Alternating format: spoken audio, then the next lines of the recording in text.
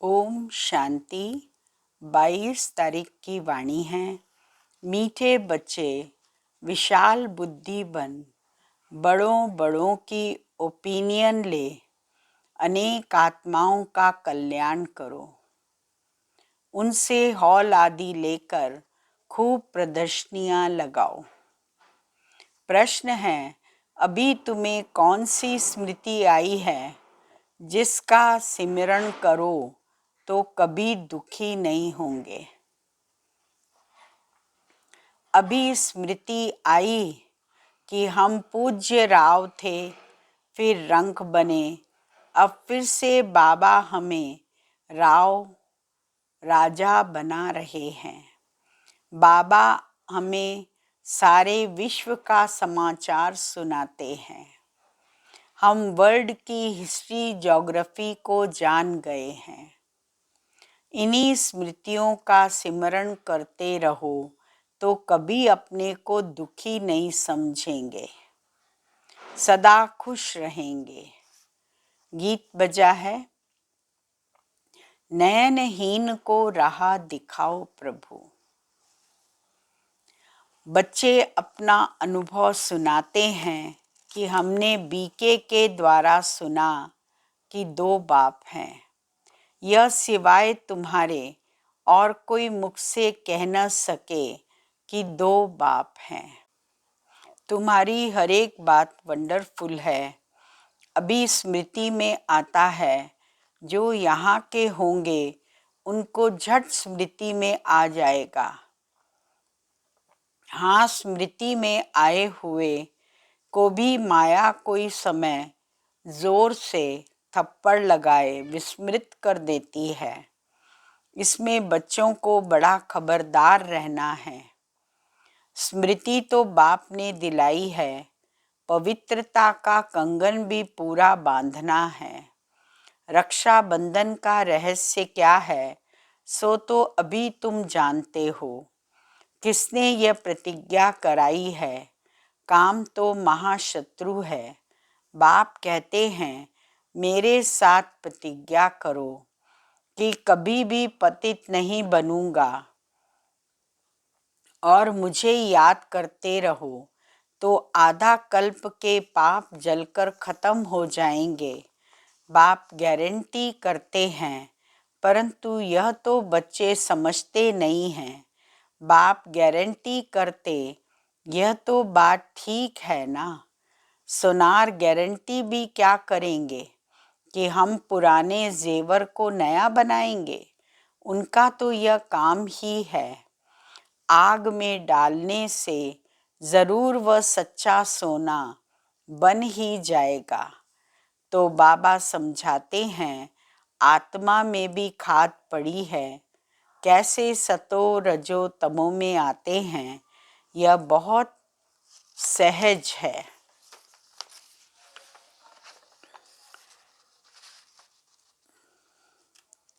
बाबा आकर हमको सारे विश्व का समाचार सुनाते हैं। यह वर्ल्ड की हिस्ट्री ज्योग्राफी कोई भी जानते नहीं। तुम जानते हो, पहले एक धर्म, एक राज्य, एक ही मत, एक भाषा थी। सभी सुखी थे। पीछे यह आपस में लड़ने झगड़ने लगे और भारत टुकड़ा टुकड़ा होने लगा। पहले ऐसे नहीं था। वहाँ कोई भी किस्म का दुख नहीं था। बीमारी का नाम निशान नहीं था। उसका नाम ही है स्वर्ग। बड़े बड़े मनुष्यों से बड़े बड़े जो नामी ग्रामी हॉल हैं, वह ले लो। बोलो, हम सब मनुष्यों के कल्याण के लिए यह प्रदर्शनी हमेशा के लिए रखना चाहते हैं। सिर्फ एडवर्टाइज करनी है। ऐसे 50 या 100 हॉल लेने चाहिए। भारत तो बहुत बड़ा है ना। एक एक शहर में 10-12 हॉल लो। अखबार में पढ़ जाए, इतने हॉलों में प्रदर्शनी हो रही है। जिनको समझना है वह आकर समझें, तो कितने का कल्याण हो जाएगा। बच्चों को बड़ा विशाल बुद्धि बनना चाहिए। सर्विस बच्चों को करनी चाहिए ना। बाप सब बच्चों को कहते हैं प्रदर्शनियाँ बहुत ज़ोर शोर से करो। बाबा तैयारी करा रहे हैं। बाप दादा दोनों मेहनत करते हैं बच्चों को गुलगुल बनाने। मुसलमान भी कहते हैं गार्डन गार्डन ऑफ अल्लाह। कराची में एक पठान था। वह सामने खड़ा होता था, देखते देखते गिर पड़ता था। पूछा जाता था तो कहता था हम खुदा के बगीचे में गया, खुदा ने फूल दिया। अब उनको ज्ञान तो था नहीं। अभी तुम समझते हो बगीचा किसको कहा जाता है। यह है कांटों का जंगल और वह है फूलों का बगीचा। तुम्हारी बुद्धि में सारा राज है। सतयुग क्या है, कलयुग क्या है, तुमको बहुत खुशी होनी चाहिए। सारा चक्र तुम्हारी बुद्धि में है। विस्तार तो इनका बहुत है। तुम्हारी बुद्धि में कितना शॉर्ट में बैठा हुआ है।